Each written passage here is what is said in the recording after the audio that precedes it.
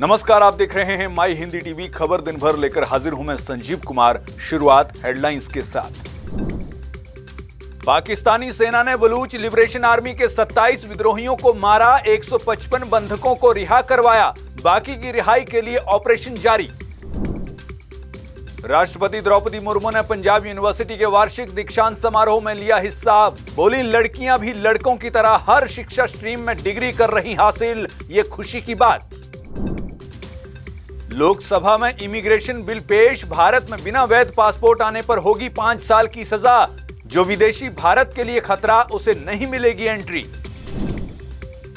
हरियाणा निकाय चुनाव में बीजेपी का दबदबा। 10 में से 9 नगर निगमों में बीजेपी जीती, 1 में निर्दलीय की जीत। कांग्रेस का खाता भी नहीं खुल सका। हरियाणा निकाय चुनावों में जीत पर सीएम नायब सैनी का बयान। सरकार के विकास कार्यों की वजह से लोगों ने किया वोट। पीएम मोदी के विजन का नतीजा हैं ये परिणाम। हरियाणा के कैबिनेट मंत्री अनिल विज का निकाय चुनाव परिणाम पर बड़ा बयान। बोले, जो काम अंबाला छावनी की जनता के लिए किए हैं, उसका लोगों ने दिया परिणाम। एयरटेल के बाद जियो ने भी स्पेस एक्स से की डील। अब भारत में सैटेलाइट से इंटरनेट सेवाएं देंगी कंपनियां। दुनिया का सबसे बड़ा नेटवर्क देने वाली बनी मस्क की कंपनी।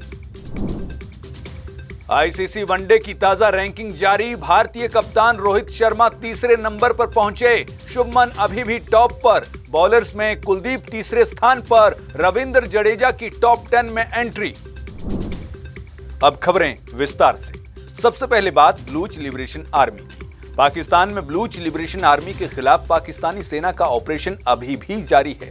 24 घंटे बीतने के बाद अब तक सेना 27 विद्रोहियों को मार चुकी है। आपको बता दें कि मंगलवार को जाफर एक्सप्रेस पर हमला कर बलूच लिबरेशन आर्मी ने उसे हाईजैक कर लिया था।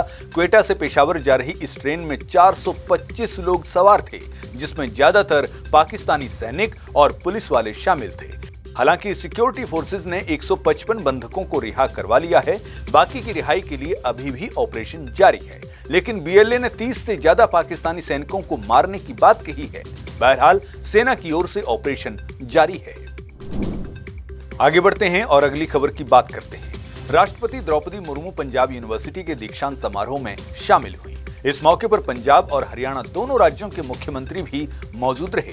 राष्ट्रपति द्रौपदी मुर्मू ने यहां छात्रों को संबोधित करते हुए कहा कि पंजाब यूनिवर्सिटी ने शिक्षा और खेल सहित अन्य क्षेत्रों में भी बड़ी उपलब्धियां हासिल की हैं। उन्होंने कहा कि ये खुशी की बात है कि अब लड़कियां भी लड़कों की तरह हर एजुकेशन स्ट्रीम में डिग्री हासिल कर रही हैं। राष्ट्रपति ने यहां ओलंपिक पदक विजेता मनु भाकर और जसविंदर नरूला को भी सम्मानित किया। राष्ट्रपति ने कहा कि उन्हें पंजाब विश्वविद्यालय के इस कार्यक्रम का हिस्सा बनकर खुशी हो रही है। आपको बता दें कि इससे पहले राष्ट्रपति ने बीते दिन बठिंडा में छात्रों को डिग्रियां वितरित की थी।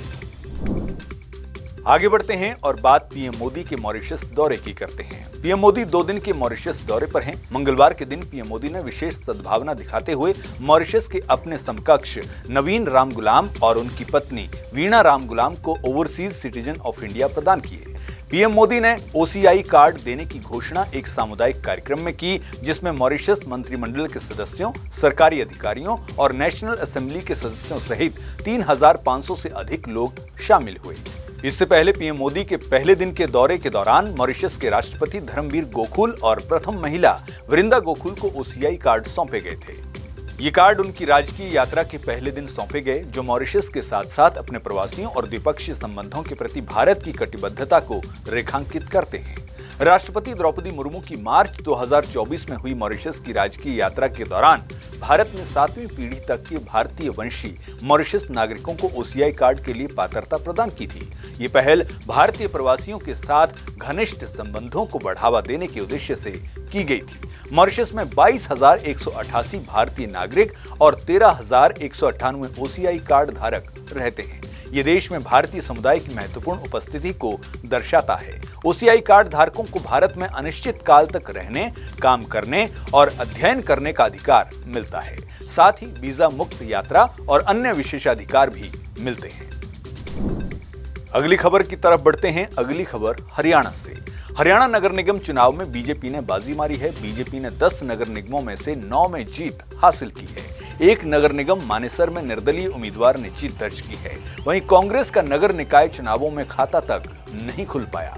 हरियाणा के पूर्व मुख्यमंत्री भूपेंद्र सिंह हुड्डा ने कांग्रेस के इस प्रदर्शन पर बयान देते हुए कहा कि चुनाव जहां हो रहे हैं वहां कांग्रेस पहले भी नहीं थी, हार से कोई फर्क नहीं पड़ता है। पहले भी नगर निगम चुनावों में बीजेपी का ही दबदबा था। अगर हम कोई मेयर सीट हार गए हैं तो झटका लग सकता है, लेकिन सीट तो पहले से ही हमारे पास नहीं थी। उन्होंने कहा कि हमने चुनाव में कोई जोर लगाया ही नहीं। हुड्डा साहब ने कहा कि मैं चुनाव के दौरान प्रचार के लिए कहीं नहीं गया, मैं पंचायत या निगम चुनाव के दौरान प्रचार करता ही नहीं। वहीं हरियाणा के मुख्यमंत्री नायब सैनी ने इस जीत के बाद मीडिया से बातचीत करते हुए कहा कि ये नतीजे साफ तौर पर दिखाते हैं कि हरियाणा की जनता ने बीजेपी पर कितना भरोसा जताया है। लोगों ने सरकार के विकास कार्यों की वजह से वोट दिया है। ट्रिपल इंजन सरकार अब लोगों के समग्र उत्थान के लिए काम कर रही है और सभी वायदे पूरे कर रही है। कार्यकर्ता खुश हैं और ये परिणाम पीएम मोदी के विजन का नतीजा है। हम उनके साथ जश्न मनाएंगे। लोगों ने एक तरफा वोट वो भारतीय जनता पार्टी को दिया है। फरीदाबाद के लोगों का मैं दिल से धन्यवाद करता हूं कि वहां के लोगों ने पूरे देश का जो नगर निगम के चुनाव थे, मेयर के चुनाव थे, उसका रिकॉर्ड तोड़ा है। आज तक पूरे देश ने इतनी बड़ी जीत कहीं नगर निगम में, मेयर में नहीं हुई है जितनी बड़ी जीत फरीदाबाद के लोगों ने दी है। मैं उनका दिल से धन्यवाद करता हूँ। मैं हरियाणा प्रदेश के जन जन को देता हूँ, भारतीय जनता पार्टी के तमाम कार्यकर्ताओं को देता हूँ, जिनकी मेहनत और हरियाणा प्रदेश के लोगों के आशीर्वाद से ये ट्रिपल इंजन की सरकार आज हरियाणा प्रदेश के अंदर बनी है। आदरणीय मोदी जी के जो मोदी जी ने एक सपना देखा है 2047 तक विकसित राष्ट्र का, उस विकसित राष्ट्र में हमारी स्थानीय निकाय की सरकार, ये ट्रिपल इंजन की सरकार, ये अपना मजबूत भूमिका उसके अंदर निभाएगी और ये भारत आदरणीय मोदी जी के सपनों का भारत 2047 तक बनेगा। मैं सभी कार्यकर्ताओं को, हरियाणा प्रदेश के 2 करोड़ 80 लाख लोगों को दिल से धन्यवाद। हमारी सरकार की, ये ट्रिपल इंजन सरकार की बड़ी जिम्मेवारी अब है कि हम 3 गुना गति से मिलकर के हरियाणा प्रदेश का विकास करेंगे, कामों को करेंगे। आदरणीय नरेंद्र मोदी जी के नेतृत्व के अंदर ये हरियाणा विकसित बनेगा, ये भारत विकसित बनेगा। उसको लेकर के हमारी ये ट्रिपल इंजन की सरकार काम करेगी। वहीं आपको बता दें कि निकाय चुनाव में जीत के बाद पूरे हरियाणा में बीजेपी के कार्यकर्ता जश्न मना रहे हैं। अंबाला छावनी में जीत पर कैबिनेट मंत्री अनिल विज ने भी खुशी जताई। उन्होंने क्या कुछ कहा, आपको सुनवाते हैं। अंबाला छावनी नगर परिषद चुनाव में 32 में से 25 सीटें और भारी बहुमत से प्रधान सीट पर जीत कराकर अंबाला छावनी की जनता ने, जो मैं दिन रात जान लगाकर अंबाला का विकास कर रहा हूं, आज अंबाला छावनी की जनता ने मुझे इसका इनाम दे दिया। और पिछले जो चुनाव था, जो विधानसभा का चुनाव हुआ था, उसमें हालांकि कुछ गद्दारों ने षड्यंत्र रचा था, लेकिन उसके बावजूद 7वीं बार यहां से जिताकर एक उदाहरण पेश किया है। नगर परिषद पर बहुमत से भारतीय जनता पार्टी जीती है। और जैसा मैंने चुनाव से पहले कहा था कि मैं और ये जीतते हुए पार्षद और जो हार भी गए, हम उनका भी सहयोग देंगे। हम सब मिलकर अंबाला छावनी को विकास की बुलंदियों पर पहुंचाएंगे। मैंने कहा ना कि विपक्षी पार्टियां सभी, चाहे उसमें हुड्डा है चाहे उसमें कोई और है, लोगों के सामने इनका चेहरा आ गया और लोगों ने इसको नकार दिया है।